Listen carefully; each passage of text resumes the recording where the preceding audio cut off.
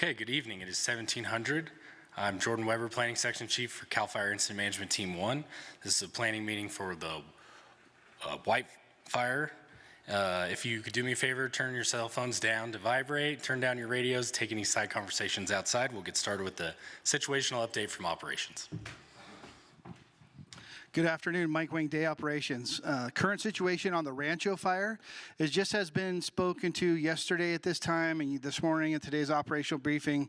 Fire suppression repair activities have been completed on the Rancho fire here behind me. We have met with the landowner. The fire suppression repair resources and leadership are coming off of the Rancho fire this evening, and that will complete our activities for fire suppression repair and close out the Rancho fire, putting that area back to as close to normal as possible. Now, as we switch over to the White Fire, today's objectives continue for current situation, no different than we've been saying: perimeter control, heat callouts within 500 feet, fire suppression repair, and then the island here in Division Foxtrot, those activities to consume those fuels and make sure that that is a non-factor going forward. Continues. There's 80% consumption in there.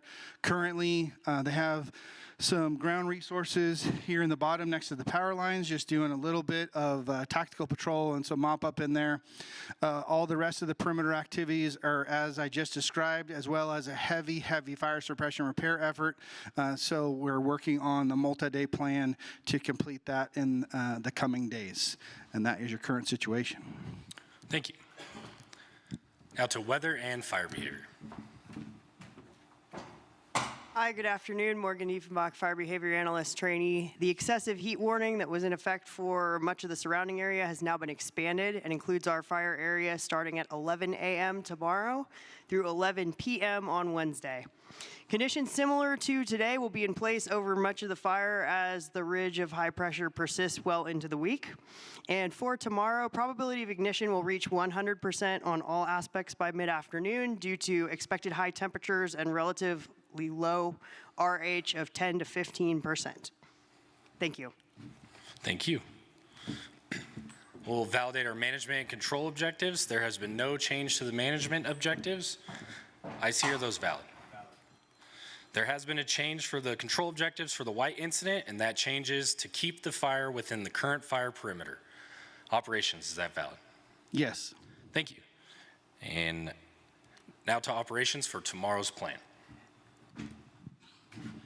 So tomorrow's operational period, we'll see the activities on the White continue as today. Perimeter control, heat callouts, heavy emphasis on fire suppression repair, because that's what we're looking at for a multi-day plan. All of the resources that are out there doing the perimeter control, looking for the heat callouts, and you'll see that the island there in Division Foxtrot is now just part of the fire perimeter because we consume most of those fuels. That's now considered just part of tactical patrol. That's why we're not talking about it as a fourth priority. It's just now rolled into the first three.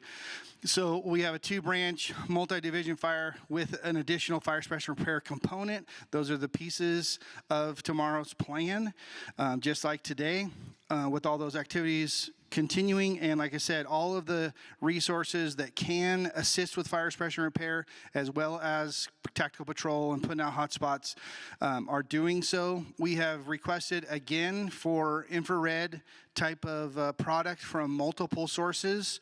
There's a lot of fire in the western United States. We're competing for the same resources. We're not sure. We do have some resources available, so we continue to look for that intelligence gathering so we can make good factual decisions with our partners at Kern County Fire as far as the days going forward. But for tomorrow's plan, same thing: fire perimeter control, heat callouts, heavy emphasis on fire suppression repair as we look at our multi-day plan to put this back to normal to Kern County Fire. Thank you. Thank you. Now to resources for resource counts. Good afternoon, William Green, Resource Unit Leader, Incident Management Team 1. In support of tomorrow's operational plan, we have an excess of 2 division supervisors, 1 strike team of Type 6 engines, 6 strike teams of Type 1 hand crews, 3 heavy equipment bosses.